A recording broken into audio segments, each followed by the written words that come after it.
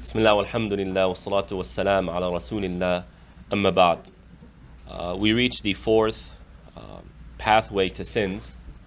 If you can remind me of the first three, what were they? Eyes, thought, Our thoughts, our what we observe through our sight, and what was the third one? what we say. Our what we say, right? The fourth is our steps, our physical movements, where it takes us. Ibn al-Qayyim rahmatullah alayh says وَأَمَّا الْخُطُوَاتِ فَحِفْظُهَا بِأَنْ يَنْقُلَ قَدَمَهُ إِلَّا فِي مَا يَرْجُ ثَوَابًا. That we don't go somewhere, we don't use our physical bodies unless it's for something that we hope there's reward in. It's said that Umar ibn Abdul Aziz rahmatullah alayh, this very pious man who Allah subhanahu wa ta'ala tested him with by making him the Khalifa for a short 2 years, but nonetheless he was a very interesting figure. And one of his advisors, described him in the following way: that Umar rahimahullah ta'ala would not take a single step except that he would ask himself, is this for the sake of Allah? Right? He wouldn't take a single step unless he assured or was confident that this is something that is pleasing to Allah subhanahu wa ta'ala. Now, of course, this is extremely hard, but when we become oblivious with why we do what we do and why we're going to where we're going, that opens up a door for the shaitan to strike. The other day I got a question, or someone asked the following question: when we seek knowledge, when we try and do things, Islamic things, right? Whether Islamic activities, you go and try and do some sort of charity work, whatever it is, fact of the matter is, it is part of human nature that we will sometimes feel a lack of passion for what we do. And this is across the board. I mean, even as parents, there were times where you were like, can you just go away for a little bit? I don't want to do this for now. I don't want to deal with this for now. So that's human nature. We human beings, there's only so much we can do to keep ourselves motivated and inspired. And we will go through phases where we feel unmotivated, uninspired. Right? And one of the faults of our times today is this constant wanting to motivate ourselves. If I don't feel like doing something, I have to go and find some motivation. And you have these national speakers, maybe even international speakers, who are motivational speakers, right? And whenever I hear these motivational speakers, I want to understand, like, is it really effective?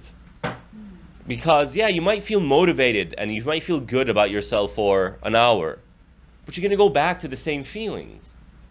And where we should really take our advice from in this regard is more towards the business people, those who are successful.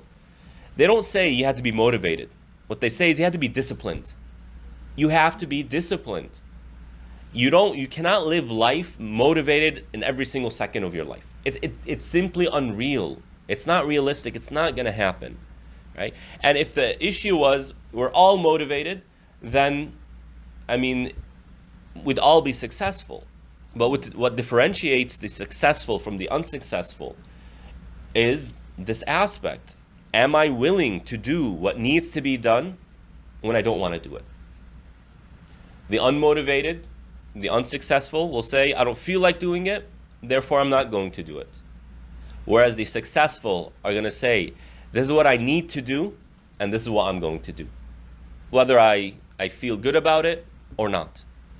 Right, so how does this all tie into what Ibn Qayyim rahmatullah alayhi is saying, and going back to that question of, well, what do I do when I don't feel motivated? And the answer is twofold. One, I kind of alluded to right now, that it's part of the test. If you think that Allah subhanahu wa ta'ala is going to always keep you motivated and inspired, and the only reason you do things that please Allah is because you feel like doing it, that's simply unreal. Rather, Allah is going to test you with these slopes where you feel unmotivated, uninspired. Why? To see if you're going to still do what pleases Allah, even though you don't want to do it. That's part of the test. That's part of the relationship.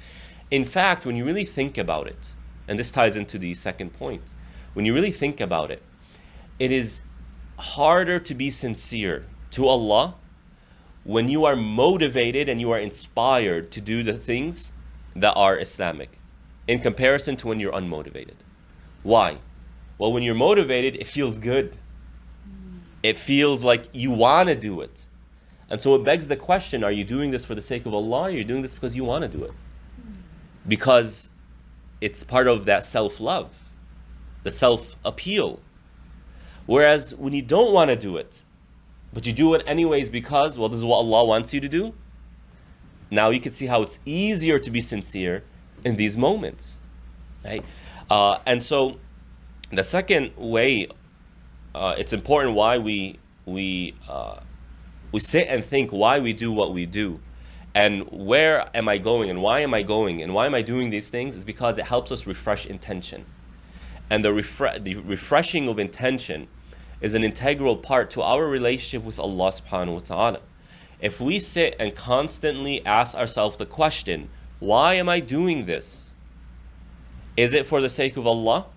Can it be for the sake of Allah? Because going to the grocery store is a very mundane part of our lives. Going and filling your gas is a very mundane part of our lives. It's a habit. Waking up in the morning, going to sleep at night, eating, all of these things are very mundane parts of our lives. But when we ask the question, why am I doing this? Not why from a scientific perspective, why from a spiritual perspective. Now you open up the doors to attaching all of your actions to Allah subhanahu wa ta'ala.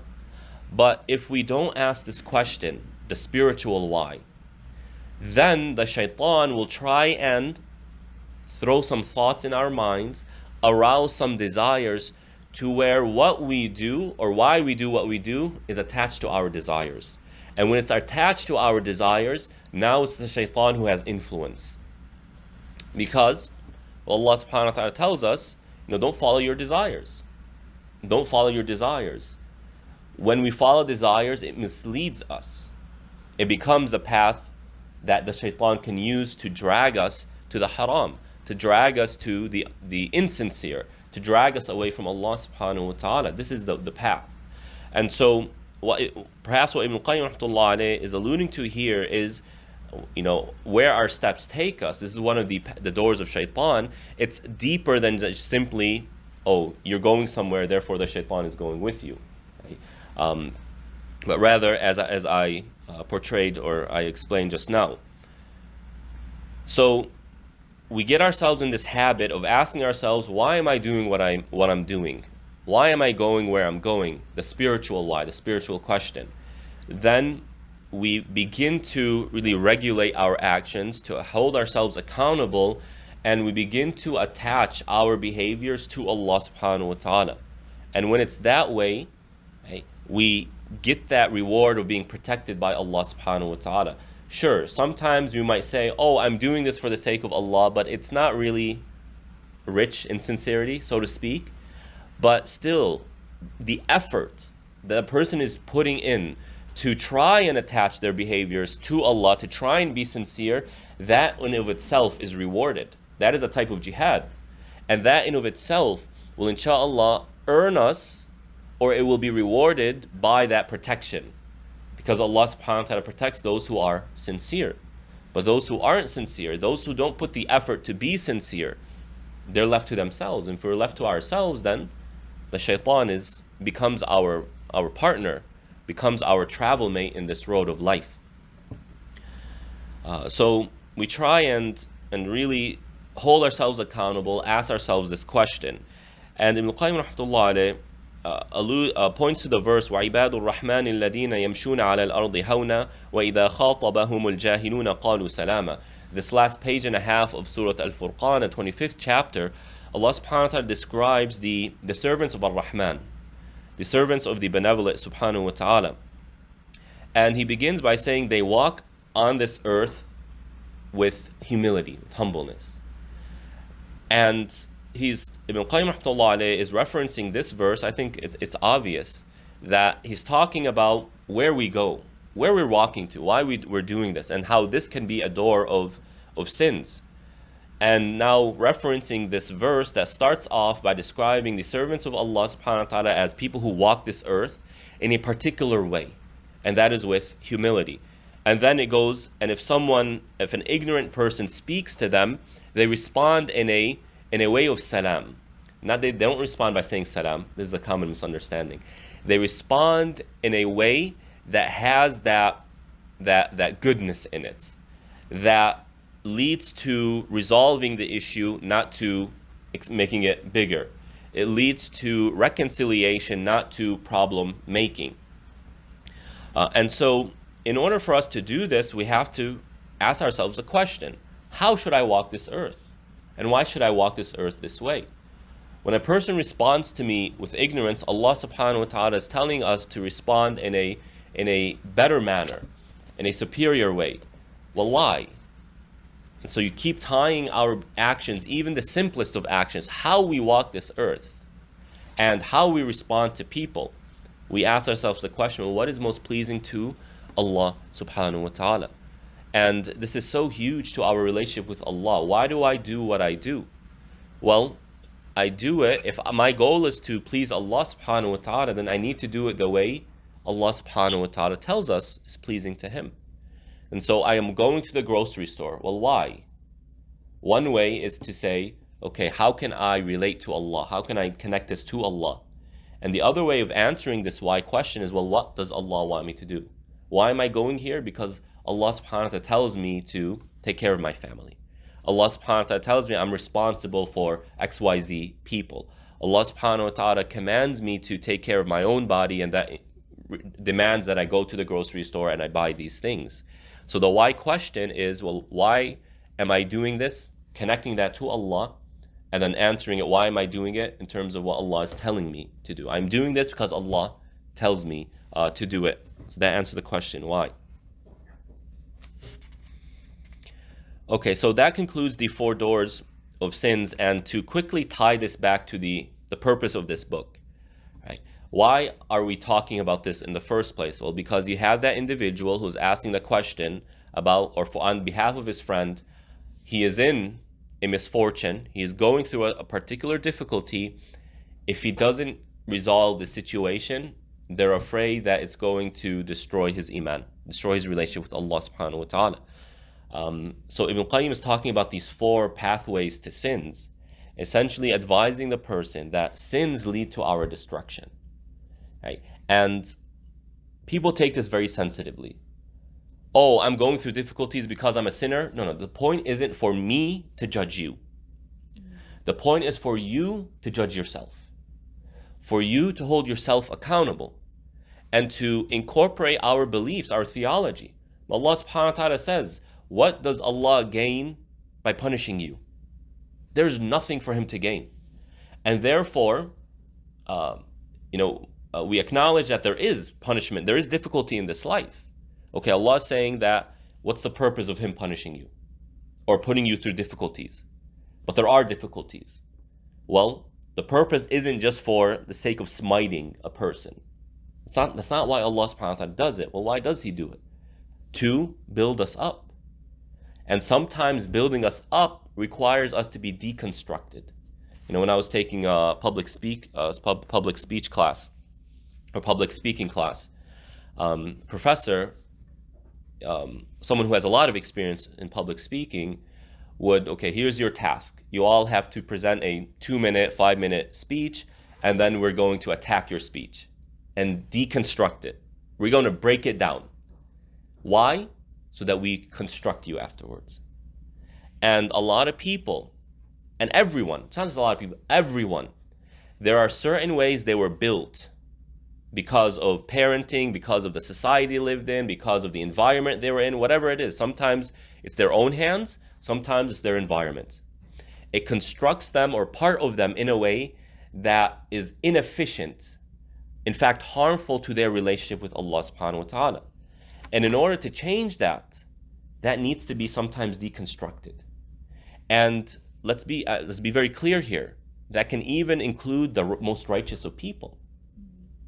not just bad people. Sometimes they're poorly constructed, spiritually speaking, because of their sins, because of their behaviors. When they were a teenager, they did this, they did that, they were on drugs, they drank alcohol, whatever it is. And so they need to go through a process of deconstruction. Reverts. You find so many people revert to Islam. Why? Well, because they went through certain things that brought them away from drinking, brought them away from fornication, brought them away from things that taint their ability to have a relationship with Allah subhanahu wa ta'ala. So Allah deconstructs them. Why? So that He constructs them in a better way. Right? So Ibn Qayyim is telling this individual, we are responsible for our actions, and our actions, if they go unregulated, unchecked, can be damaging. It can destroy us. In fact, the next section, which I won't go through, talks about how certain sins destroy a person. And the Prophet ﷺ mentioned as-sab' al-mubiqat, the 7 destructive sins, among which is shirk, sihr, magic, interest, accusing others, slandering others in terms of their honor and their dignity, taking money from orphans, among other things. These are destructive, not only to society, but to the person, him or herself. So when a person has lived a life of sin or has indulged in a sin, whether it's a particular sin or multiple sins, and that sin, or even more general than this, sins were made prohibited. Why? Because it's destructive to the individual, it's destructive to society, it's destructive to their relationship with Allah subhanahu wa ta'ala. And if they go too deep into the sin, it has an impact on the heart, on the mind. You know, social media, hopefully I'm not incorrect in saying this, but what I think I remember hearing is that when we are overindulged in social media, in TikTok, it actually rewires our brains. It affects our brains. And you see the problems in Gen Z, the youngest generation, who grew up as teenagers and are growing up as teenagers on social media. Their inability to retain attention. Well, how does that relate to TikTok and Snapchat and Instagram that revolves around a 1-minute clip, a 9-second clip? That's all their mind can really sustain. 9 seconds, 10 seconds of attention, and then to the next thing. So it affects the brain and it rewires the brain. Well, sins do the same thing to our hearts, spiritually speaking, maybe even to our minds, to our bodies, to our psychology. And so Ibn Qayyim is telling this guy, we need to be aware of this. And part of resolving the problem is to begin to repent for the sins and to begin to change our lifestyle. And now he then goes into a section about really fawahish, about indecencies, immorality, which is one of the most widespread problems of our times today. In non-Muslim countries, as we obviously see, and in Muslim countries as well. Very, very unfortunate. I listened to a guy from Kuwait, and he talks about the cases he gets. And it's not uncommon for him to get cases of adultery in Kuwait, which is a conservative country, right? It's more on the conservative side. It's becoming widespread across the globe, and that's so unfortunate. And now you see all the chaos that's happening on this earth, the weather conditions, floods that are destroying certain parts of the world, Pakistan, and even other places, El Salvador, right? Many other places, they're having floods that is destroying the areas, and other places that are having severe droughts. I don't know if you saw this, Al Jazeera brought it, but in somewhere in, I think in Germany, but somewhere in Europe, they're also going through an unprecedented drought. China too, right? China is going through an unprecedented drought. Their main sources of water are drying out, the rivers are drying out, right? Anyway, in this place in Europe, the water is receding, and as a result of that, things are appearing. You know how in Lake Mead, they keep finding bodies? Here in this place in Europe, it receded, and certain rock formations are appearing, and on one of these rocks, it's written, "If you see this, then cry." because you're in for starvation. And it's the date was written on it, 1616, I'm sorry. In 1616, a drought happened, led to starvation, and some person said, if you see this, then cry, because your starvation is coming to you. Can you imagine that? Right? So all these problems, and I'm sorry, we're Muslims. We don't disconnect natural phenomenons and events from our behaviors. Allah subhanahu wa ta'ala makes it clear, ظهر الفساد في البر والبحر بما كسبت أيدي الناس. Chaos and misfortune becomes apparent and widespread on earth because of our actions. You see all of this happening at a time at the rise of homosexuality and the LGBT movement, at the rise of promiscuity, at the rise of the exposure of the human body, and social media. Everyone just exposing their body. Every young lady wants to get on TikTok and just show her body off.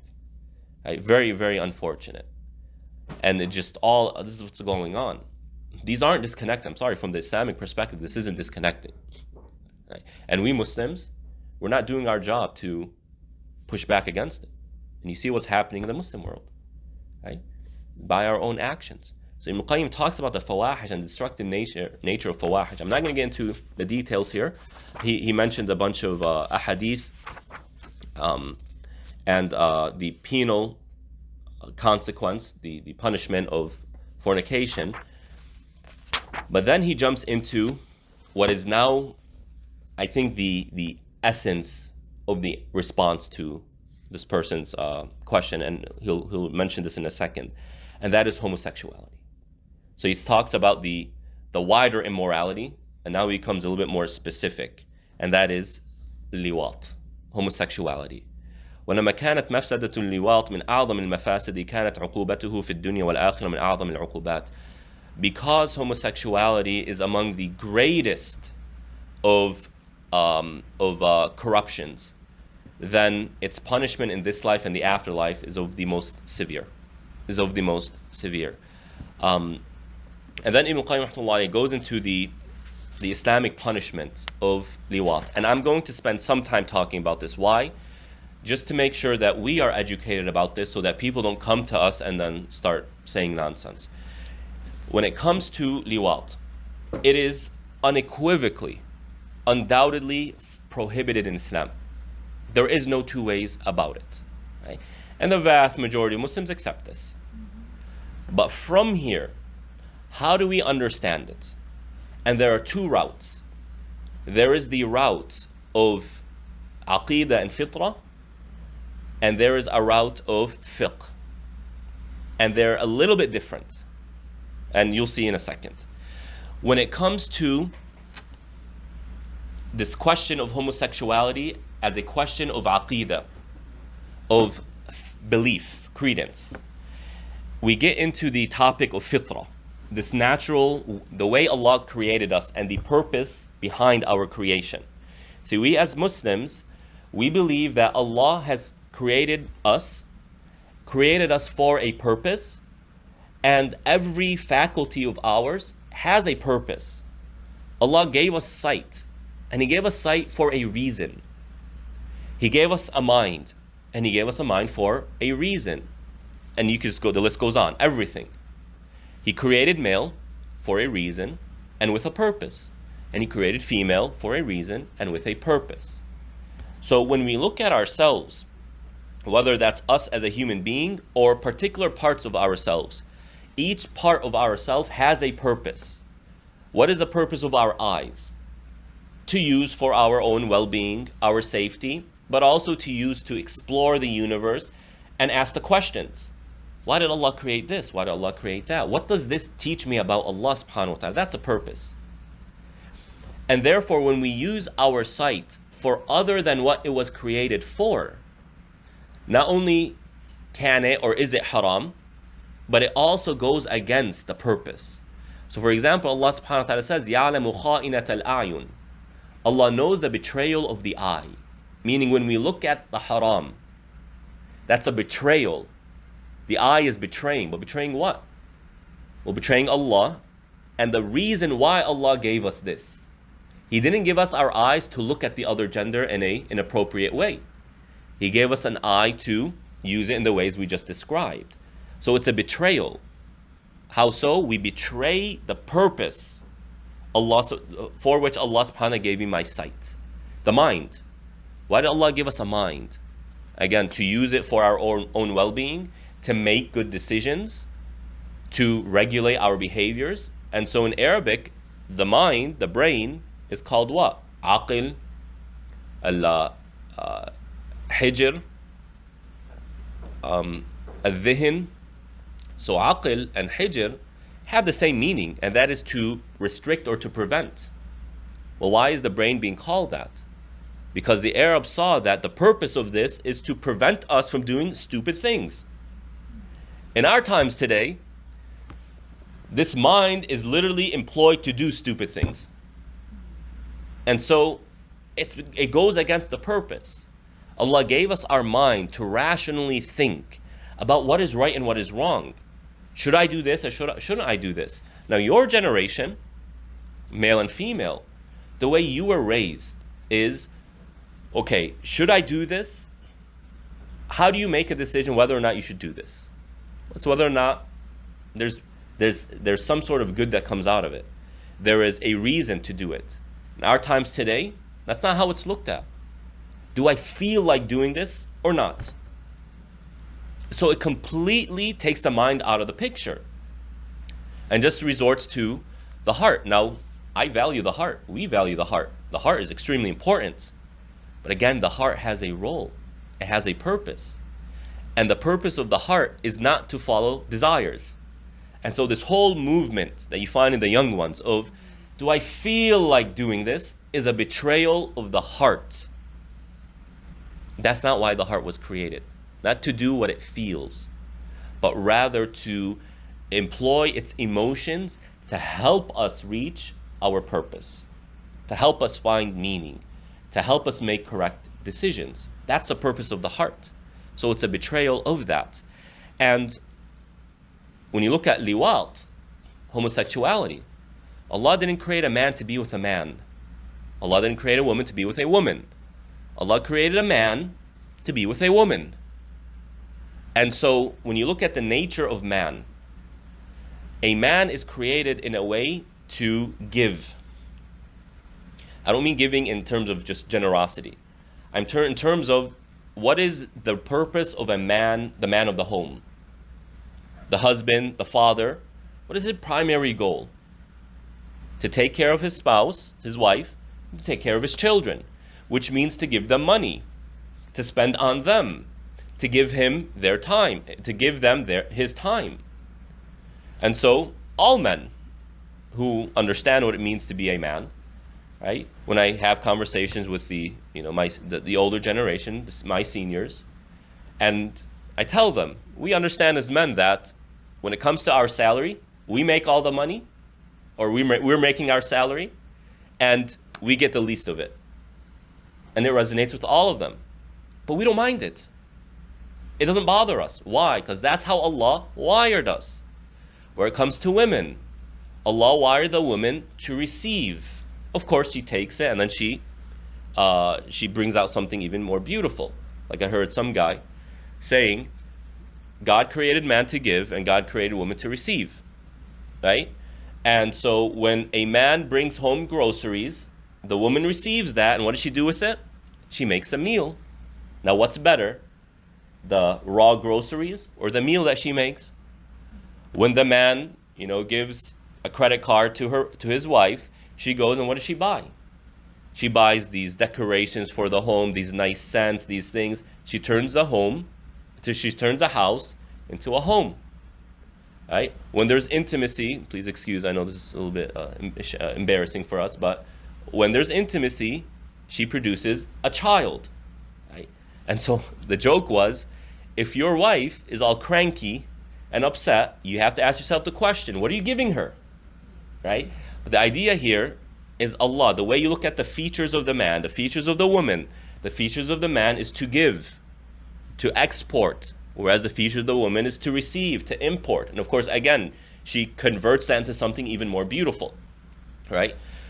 And so when you look at homosexuality, it betrays that, right? And I'm sorry, maybe it is a sensitive topic, but la haya fi din. We shouldn't be shy when we talk about issues of faith. When a man is with a man and one of them is receiving, that's a complete betrayal of how Allah created the man. It goes against his fitra. And so we notice, at least before this whole LGBT movement, you can easily pinpoint who's a gay man. How? Why? Because he behaves like a woman. The way he speaks is like a woman. He's sensitive like, a woman. I don't mean that in a derogatory way. Right? But you see that he behaves and he talks and he acts like a woman. He even walks like a woman. He dresses like a woman. Right? So it's a betrayal of how Allah created us. Now in fornication, when you have dating, when you have a man and a woman engage each other outside of marriage, that's no doubt haram and destructive and a major sin. But you don't find this betrayal of the fitra that you find in homosexuality. So my point here is that when we look at the issue of homosexuality as an issue of creed, of aqidah and belief, no doubt homosexuality is far greater than fornication. When man and woman have a relationship outside of marriage. Does that make sense? Not really? So when we look at homosexuality from an issue as an issue of aqidah, right? Homosexuality is a betrayal of the fitra. So on top of it being a sin, it's a betrayal of the fitra. Right? And it's a betrayal to purpose and meaning. Whereas when a man and woman date or commit zina, it's a sin and it's destructive, but it's technically not a betrayal of the fitrah. A man is engaging his desire, which Allah created us with, and the woman's doing the same thing. You can understand why that happens. We can understand why these young ones want to date. When a Muslim youth comes to me and says, why can't I date?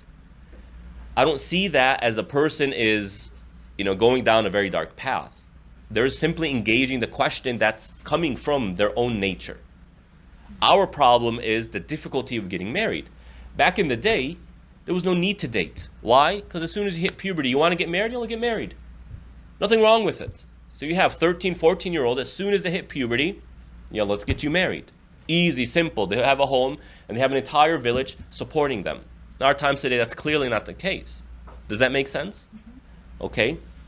Now, from a fiqh perspective, how the fuqaha engage the issue of liwat is not the same way as the way we engaged it in terms of a belief. When it comes to fiqh, we have to engage it in terms of the evidences that we have from our sharia. And therefore, the evidences when it comes to the punishment of liwat is not strong enough independently to be different than fornication itself.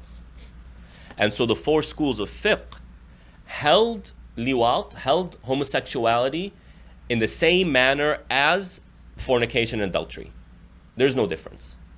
There might be slight differences in terms of how many testimonies, how many witnesses do you need. With some scholars saying you need 3 for homosexuality, 4 for adultery. But when it comes to the punishment itself, it tends to be within the realm, the same, almost entirely overlapping with fornication, homosexuality, adultery. Does that make sense? Why is this important? Because when we engage a non-Muslim crowd and they ask us the question, right?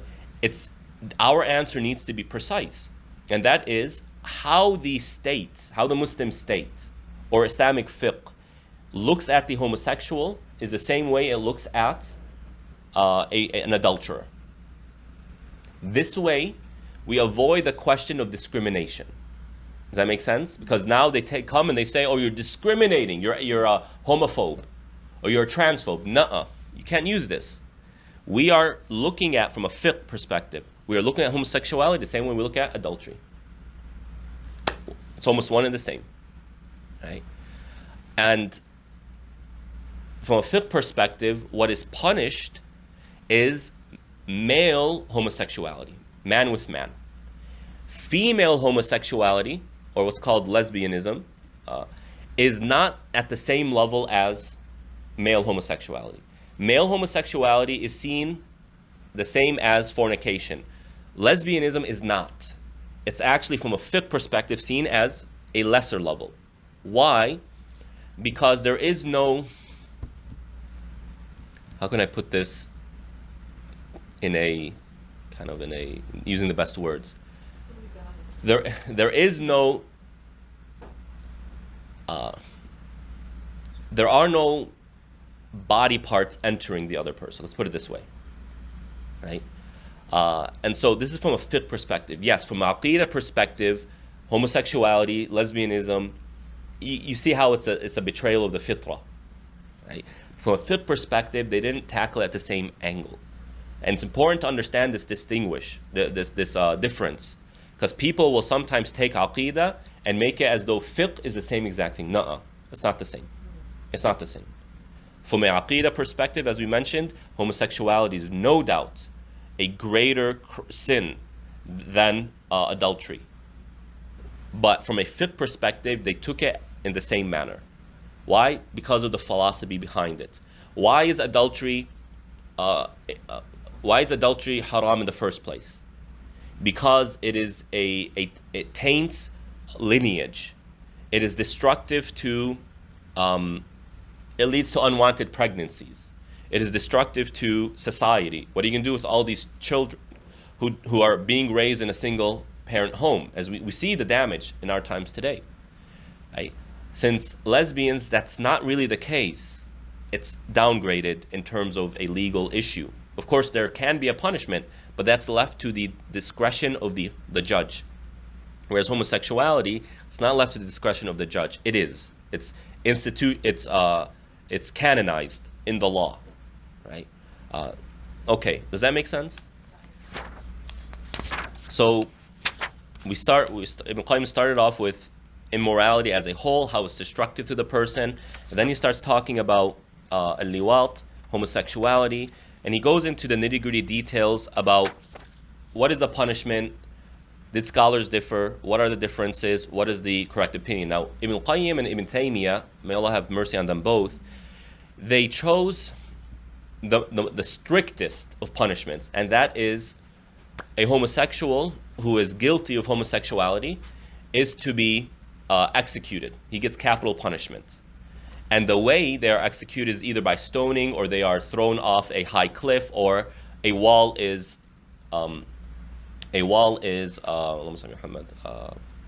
collapsed. They collapse a wall on top of this person. Now again, Ibn Qayyim and Ibn Taymiyyah's opinion goes against the four schools. And it's a weaker opinion because they build their opinion off the claim that there's a consensus from among the Sahaba. If there really was a consensus from among the Sahaba, then the four schools aren't going to miss that. Maybe one school or two schools will miss it, but all four, that simply is, doesn't make sense. It doesn't make sense, okay? So they have a kind of a little bit more severe approach to this. Let's stick with the four imams who said that we look at it, generally speaking, again, I'm not going through all the details here. Generally speaking, it's the same way, it's the same approach as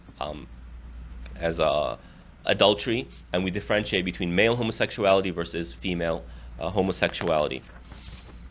I believe Abu Hanifa, his school, says that homosexuality in its entirety is left to the discretion of the qadi. And there is some research that suggests that the Ottoman Empire, towards the later part of their life, actually I don't want to say abolished, they paused the legal ramifications of homosexuality. Right? And another point is that the laws of homosexuality are to be applied on who? On Muslims, not on non-Muslims. Right? Not on non-Muslims. Again, this is a whole different debate. I don't know if I want to get into the details here. Maybe next time I'll talk about some more details, because it is a very, very pressing issue of our times. Because you have this question of What you have all these LGBT movements that try to ally themselves with Muslims and involve themselves in Muslim causes like Palestine, like other things. So they always just toss themselves in every protest. They have this nature of forcing themselves upon everyone. You have to accept this whether you like it or not. And subhanAllah, I gave many khutbahs during Pride Month in June, so you could go back and reference those, and how you see the similar nature of the people of Lut alayhi salam and modern day homosexuals. You see the same description. They force themselves. They want to force themselves on everyone and everything. Right? You see the same nature now. But okay. Now Ibn Qayyim rahmatullahi then goes into very briefly about someone, and again, it's hard for us as Muslims to talk about these issues, but we have to talk about them. It's happening all around us, and people are being exposed to this. Our children, our grandchildren are being exposed to this stuff, and that is what's called bestiality. When a person, maybe some of you haven't even heard of this, and I'm sorry to be the one to introduce this to you. When a person has engages an animal in this manner, right? It does happen. And you find this as a growing issue here in the West. And you will find that as homosexuality becomes increasingly normalized and institutionalized, the next thing is probably going to be bestiality. I mean, better off to hear it before it starts happening. Right? And it's absolutely disgusting. And you'll have people advise, if you are sexually stressed out, then another option is your animal. It's disgusting. It's utter insanity. But the Prophet ﷺ did talk about this. Right? He says that whoever does this with an animal, then their punishment is the capital punishment. Now, I don't remember reading over what the fuqaha said in terms of how we engage this, whether it's just a clear-cut execution or not, or is it engaged some other way. But you just have another way of immorality, and it's utterly shocking how Ibn Qayyim, it seems like he's living in our times, talking to our issues in this book. It's truly amazing. So alhamdulillah that Allah subhanahu wa ta'ala has left us with this book. But you do have this happening. There's another way of immorality. I won't dive into any more details here because I can see in your faces how distressed you are just hearing about this. But look, we have to know about this. And we have to know about this before it becomes the next LGBT. Animal rights and encouraging this stuff, and it's all over the dark web. It's all over, pornographic websites. It's there. Our kids know about it. Your grandkids know about it. Right? I'm not saying they have witnessed anything or they approve of this, but they know about it.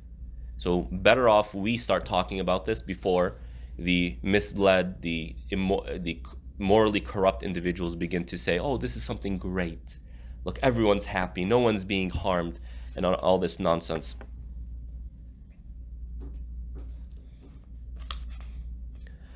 Okay, so I'll leave us off with the next section that we will dive into, and that is how do we heal this problem of homosexuality? Major question of our times today. You have Muslims who have what we call same-sex attraction. They're not committing homosexuality, but they have sexual feelings for the same gender. And Ibn Qayyim rahmatullah is going to dive into this next. How do we cure this from our hearts?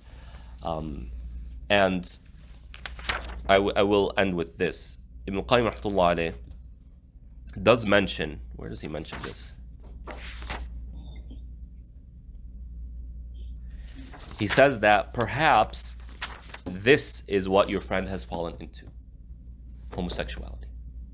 He says perhaps this is what your friend is dealing with. So he had this intuition, insight. We don't know if Ibn Qayyim was right or not, but you see the relevance. And you see why I chose to talk about this book. Perhaps your friend has fallen into this. Now, in his time, you can imagine the shame. Like, what is going on? This is completely unacceptable. It's not like in our times today where you have a community to welcome, yes, this is good, and everyone's saying this is good, and we feel like we're insane because we say it's not good. Now, this guy is talking about a time when this is utter insanity. What is going on here? So you can imagine the psychological distress that this person is going through, and how he feels probably morally just destroyed and demoralized entirely. So we'll go ahead and stop here. We'll continue that next time بإذن الله تعالى. وصلى الله على نبينا محمد وعلى آله وأصحابه أجمعين والسلام عليكم ورحمة الله.